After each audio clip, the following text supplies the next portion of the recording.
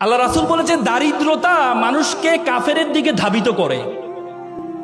দারিদ্রতা মানুষকে কাফের বানিয়ে ফেলে। গরিব থাকো, টাকা পয়সা এত লাভ কি? দুনিয়া দুনিয়া করা দরকার না, আখিরাত কর না।